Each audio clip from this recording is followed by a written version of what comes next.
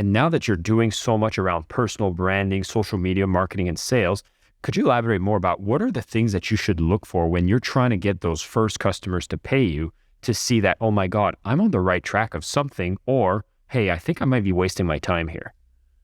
Well, I'd love for you to push back on my approach. It was only my approach. So I don't know if looking back and I'm like, could I have done things differently? Perhaps. Could I have done them better? Perhaps. I was being guided by forces of the market that were outside of me. So my perspective of money was also wildly different than the average person because I literally came from nothing. Our family, my father came from Mexico, immigrated from Mexico. My mom came from Puerto Rico. They met on the streets of East Los Angeles. And even though my dad worked 4 or 5 jobs, money was so tight in our household because he didn't learn how to read until he was like, goodness gracious, like 25 or 26 years old. So he was teaching myself and my twin sister how to read, and he was improving his skills at the time. So we're talking about a very blue collar worker working multiple jobs and having 5 children. So money for me was always something limited. I lived in a home full of love, but not much full of anything else. And so in my mind, when I started my business, it wasn't like, oh, I need to make $85,000 for this to be a business. It was literally like, what would my time be worth to do something I love? And so in the beginning, I worked a lot for free. I just wanted to get comfortable in being able to charge somebody. And then I started very, very, very low. Like people often ask me, regardless of the business that they start, is like, what should I set my pricing as? And my general rule of thumb is set it for as low as you're comfortable with. I didn't say set it low. I just said set it as low as you're comfortable with. Now, this is not a general rule of thumb for you to run your businesses for years on end, but in order to get that first customer, because the first customer will guide you with what you need to provide for the second, third, fourth, fifth, 10th, 200th. And over time, you continuously increase your prices based on how you're learning, what you're doing, and how you're improving your craft and how you're investing back in the business. So for me, I just asked myself, what is it going to be worth for me to get somebody to sit in front of my camera? And if it was a portrait session, I think I started somewhere in the ballpark of $75 or $100. Now, that was a lot more than I was making on a per hour basis. And as my career grew from there, I was able to increase my prices slowly over time as the demand increased and as I got better.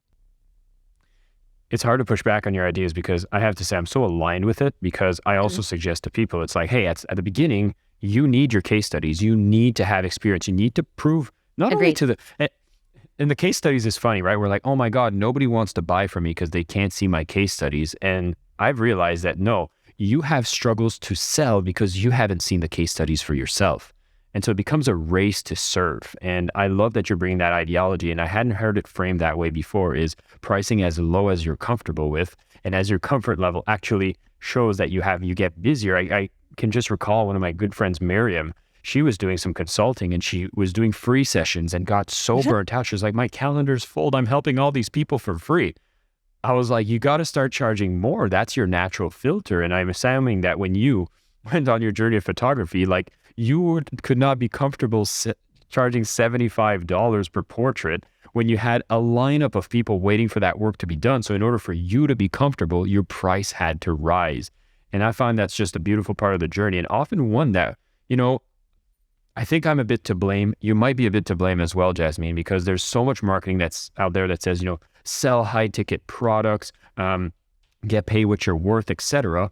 And it's almost like we want a shortcut to the space where we're making abundance. We're like very comfortable with our craft. And I'm just wondering, in your case, when you see somebody trying to aim for those shortcuts, do you have some words of advice for someone to realize there's some necessary steps that need to happen?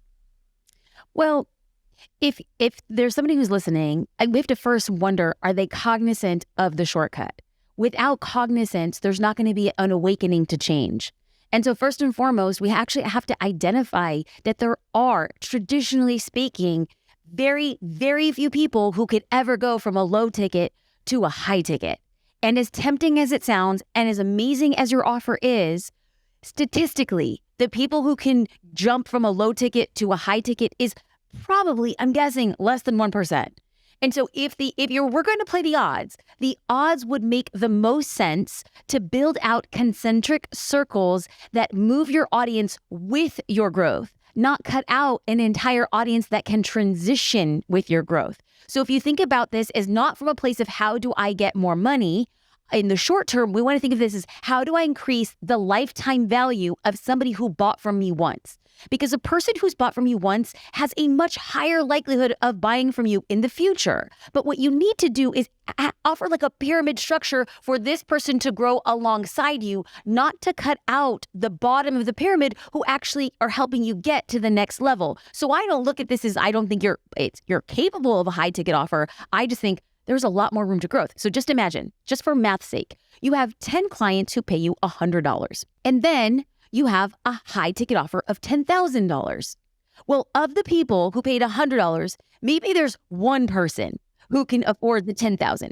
So if we just lay this out, there's 10 people who paid $100, that's $1,000, and then one person who then bought the $10,000 offer. In totality, you've made an $11,000 transaction. So half of you is thinking, wow, I just got $10,000. Now, let me pose a different scenario. Along this growth pyramid toward the top, you have a $100 offer, and then you have a $500 offer, a $1,500 offer, and a $7,500 offer.